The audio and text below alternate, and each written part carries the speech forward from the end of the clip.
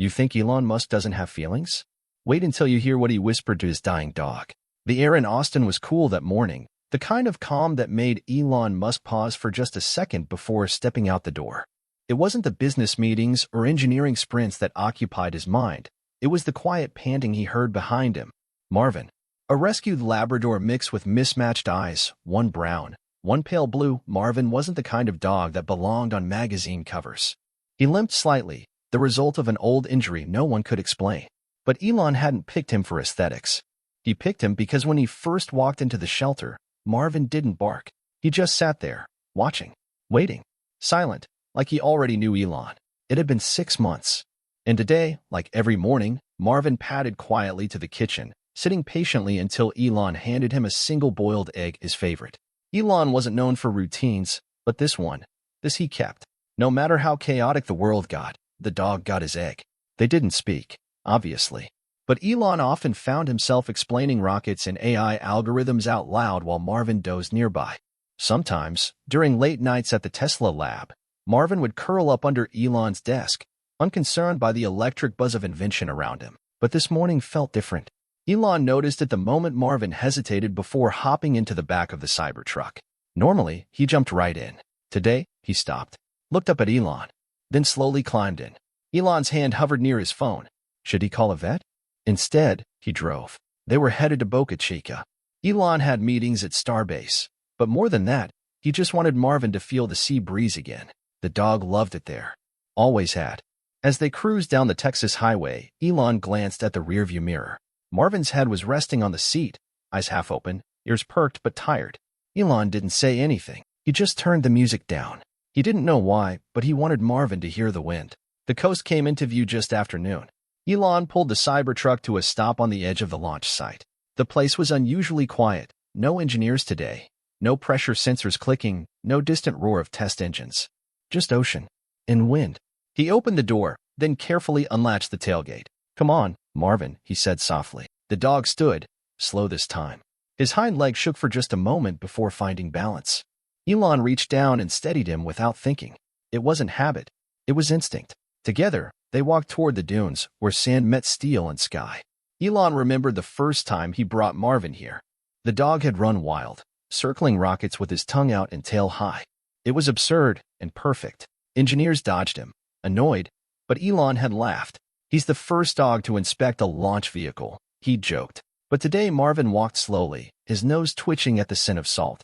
They stopped at a familiar dune. Elon sat. Marvin lay beside him, resting his head on Elon's foot like he used to during late-night emails. The silence stretched, peaceful and painful. I think you're telling me something, Elon said quietly, eyes still on the water. A breeze moved across the sand. Marvin didn't lift his head. Elon took out his phone, hesitated, then turned it off. No photos. No ex-posts. Just him and the dog. Minutes passed. Then something unexpected happened. Marvin struggled to sit up. He turned, pressed his snout into Elon's chest, firm, deliberate, and then rested there. Elon froze. It felt like goodbye. He wrapped both arms around the dog and didn't say a word. For the first time in months, Elon Musk, the man always moving, always thinking, just sat. He sat there, holding his friend. And Marvin didn't move again. The wind kept blowing, but everything else was still. Elon stayed there for a long time, arms around Marvin, chin resting on the dog's head. He didn't cry right away. He didn't move. It wasn't shock. It was something quieter, grief without panic.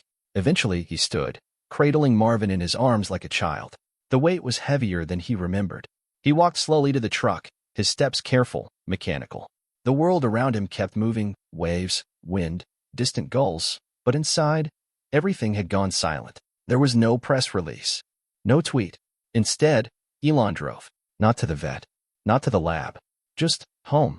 At the edge of his property in Austin, down a path no one used but him and Marvin, there was a small oak tree.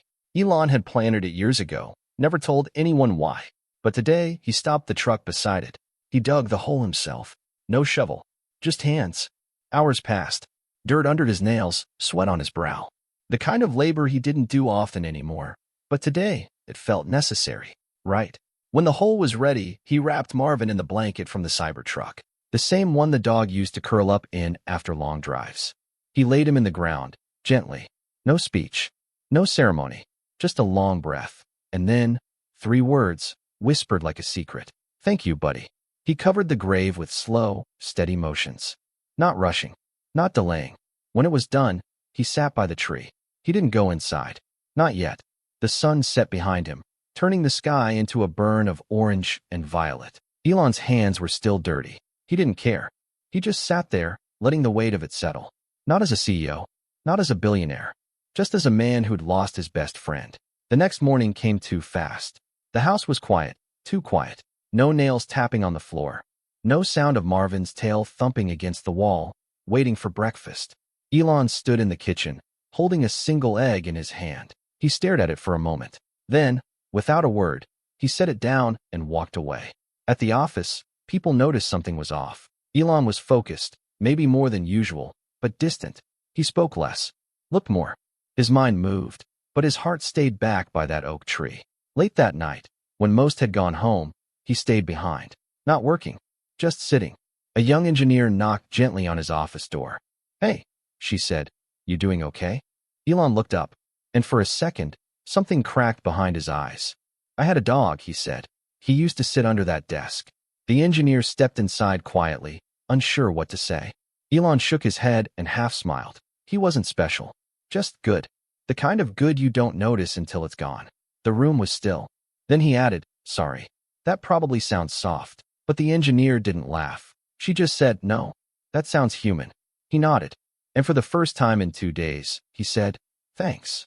After she left, Elon opened a drawer and pulled out something he hadn't shown anyone. A photo. Marvin, curled up in the front seat of the Cybertruck, looking out at the dunes. Elon stared at it for a long time. Then he turned off the light and sat in the dark with the memory.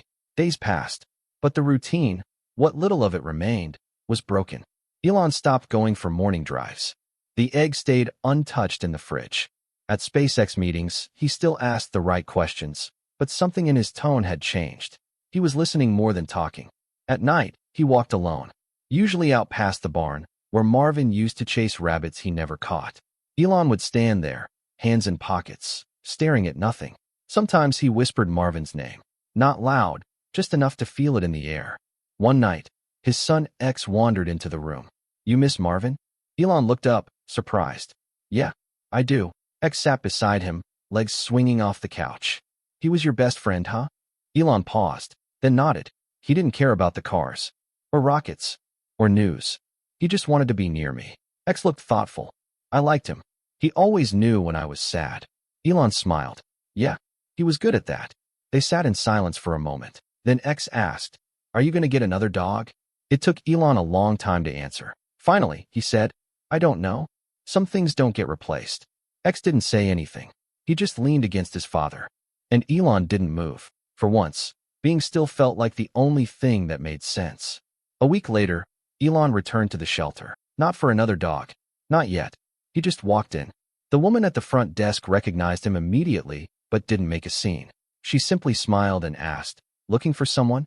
Elon shook his head. No, just remembering someone. She nodded, gently. You were here 6 months ago. Took Marvin. I remember, Elon said quietly. No one else wanted him. The woman looked down. We didn't think he'd last long. He had an old leg injury. Didn't trust people. He trusted me, Elon replied. Faster than I expected. He wandered to the back, past the cages, past the noise. One of the dogs barked, then stopped as he passed. Another wagged its tail slowly.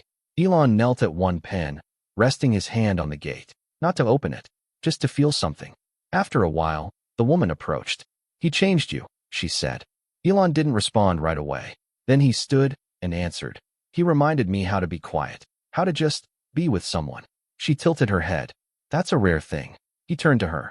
That's why I came back. Not to replace him, just to say thanks. Before leaving, he walked past the adoption board. A new litter had just come in. One pup, separated from the others, sat alone in the corner. He stopped, looked, and for a long moment, just watched. Then he turned away. Not yet, but maybe soon. That night, Elon sat by the oak tree again. No phone, no noise.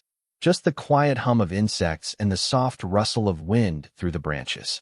The dirt had settled. A few wildflowers were growing near the grave. Elon knelt down and brushed some dry leaves aside. He didn't say anything for a while, just sat. Then, under his breath, he started to talk. I launched Starlink this week, he said. Coverage finally reached parts of rural Alaska. He chuckled once, almost too soft to hear. You'd hate the snow. Silence again. Then, after a pause, I don't think I realized how many hours you were just there. Beside me. In the room. Under the desk. Not needing anything. His voice caught, briefly. I've built rockets. Cars. Satellites. But the best part of my day used to be handing you a boiled egg. He sat back, looking up at the stars. One blinked overhead. Maybe a satellite. Maybe not. Elon whispered. I think I needed you more than I knew. Behind him, the porch light clicked on. X was standing in the doorway. You okay? The boy asked. Elon nodded once. Yeah, just visiting. X started to turn away, then stopped. Can I visit too? Elon looked at him, eyes soft. Of course. X walked over slowly and sat beside his dad. They didn't say much after that. They just sat. The two of them. Quiet. Together. The way Elon used to sit, with Marvin. Weeks passed. Life moved as it always does. Rockets launched. Deals were made. Elon stood on stages, answered questions, posted memes. The world saw the usual headlines. But what they didn't see was the egg. One morning, back in his kitchen, Elon boiled a single egg. Out of habit? Maybe. Out of memory? Definitely. He didn't eat it. He placed it in a small dish and set it by the back door. He stood there for a moment, then smiled. Later that day, a package arrived at the Tesla office. Inside was a framed sketch, a simple pencil drawing of a dog with mismatched eyes and a crooked tail. No caption, no branding, just Marvin. A junior engineer had drawn it. No fanfare, just respect. Elon didn't say much. He nodded, took the frame, and walked it back to his office. Placed it next to the window, right above the spot where Marvin used to lie. That night, back home, the stars were clear again. Elon stood under them, hands in his pockets, near the oak tree. The wildflowers had bloomed, tall now, yellow and soft. He didn't speak, didn't need to. Some moments don't need words, just presence. And presence, Elon had learned, was the greatest gift Marvin ever gave him.